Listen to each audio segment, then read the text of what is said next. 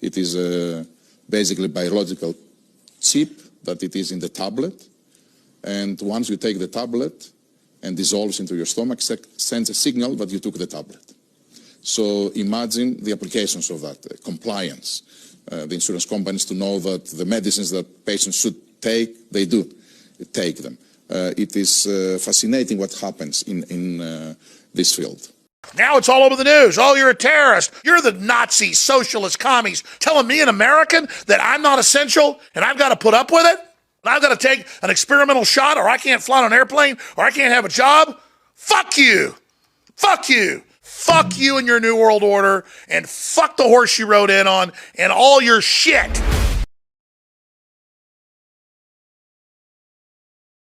Today's facial recognition software starts with the eyes. Then it maps out the contours of the face and compares that against a database of millions, a database that's growing by the day. What's next? At the University of Bath in England, researchers predict big changes for consumers. In fact, it's already here. The latest home security locks use fingerprints to control deadbolts. And at the Jewel Osco grocery store in Chicago, some customers pay using their fingerprints. The RFID chip is exceptionally dangerous. And there is a reason why. It hardwires you to the World Wide Web. Programmed microchips are so advanced in 2016, they can collect massive quantities of information on just about every aspect of your body, including tracking disease progression, tracking blood glucose levels, tracking hormones, etc. Early on, RFID implants were marketed to high-risk populations. Political opponents are imprisoned or otherwise eliminated from participating in the electoral process. The result is an absence of checks and balances in Russia and the decision of one man to launch a wholly unjustified and brutal invasion of of Ukraine. Iraq, anyway. Bueno, el futuro llegó ya para los empleados de una empresa en Wisconsin, a quienes les ofrecieron implantarles chips bajo la piel para que puedan realizar varias tareas básicas sin necesidad de usar tarjetas magnéticas dentro de la compañía. Aquí está Edgardo del Villar para contarnos todo al respecto. Mari, es muy impresionante. El implante es, le voy a pedir a la cámara a ver si se puede, es del tamaño de esto, de un granito de arroz. Es que no se ve. Y va, míralo, ahí está, ¿sí? Y luego va y lo ponen exactamente entre el dedo índice y el dedo pulgar. Ahí estaría. Es de este tamaño. Ahí, así quedaría. Bueno, ya, se cayó el granito de arroz.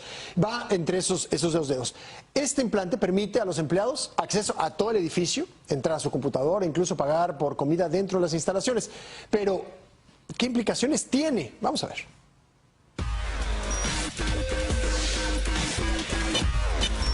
My grandmother, whom I love dearly, was lying on a hospital deathbed, and none of us were allowed to be there to comfort her in her final moments.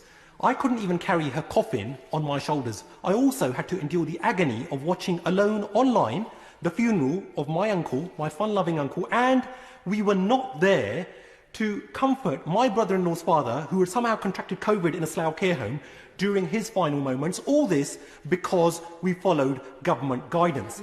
Having experienced such painful personal sacrifices, like many others, imagine our collective disgust when, in order to curry favour with the Prime Minister's chief advisor, we see psychophantic, spineless, hypocritical government ministers lining up to defend the indefensible, saying it's time to move on, with some even having the gall to tell us that they too go for a long drive when they need to get their eyesight tested. What an absolute disgrace, and they shall be thoroughly ashamed of themselves. So when is the Prime Minister finally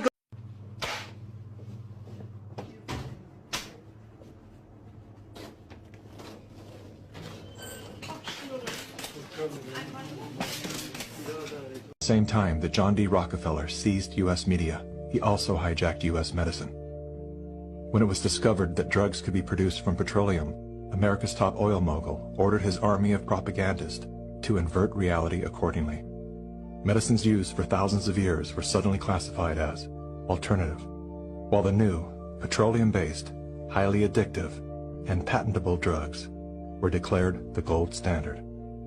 After buying the German pharmaceutical company that manufactured chemicals of war for Adolf Hitler, Rockefeller leveraged his political influence by pressing Congress to declare natural healing modalities unscientific quackery. Rockefeller then took control of the American Medical Association and began offering massive grants to top medical schools under the mandate that only his approved curriculum be taught. Any mention of the healing powers of herbs, plants, and diet was erased from most medical texts.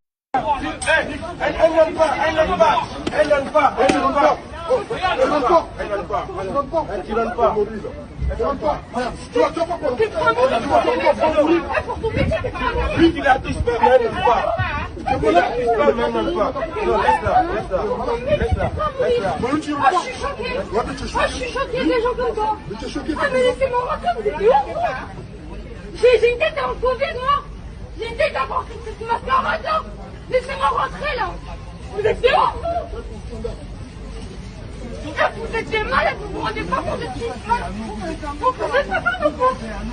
Moi je suis choquée pour la vie de ma mère. Mais qu'est-ce que tu vas monter comme ça, sa virginité, c'est quoi? Moi j'ai bien regardé les informations. L'alimentaire, non. L'alimentaire, non. Non, l'alimentaire, non. Pas l'alimentaire. L'alimentaire, ils ont dit qu'ils ont...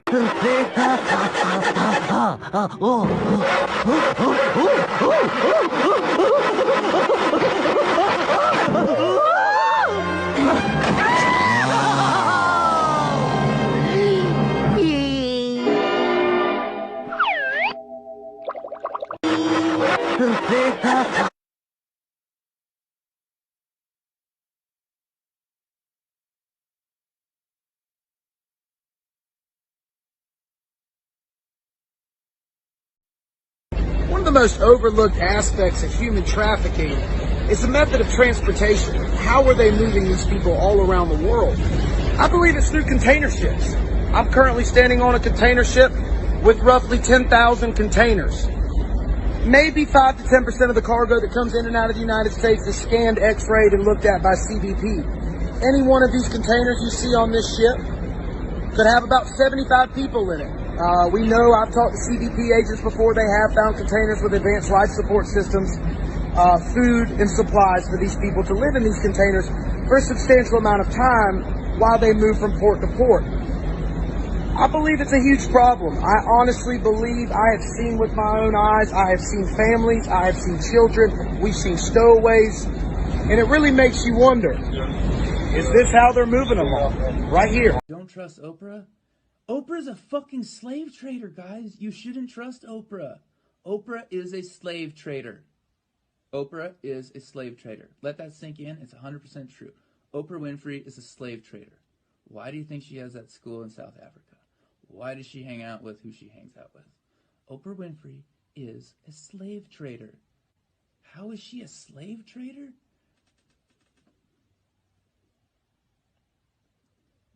Does the name John of God ring a bell? There's a reason why Oprah is so powerful, and it's not pretty.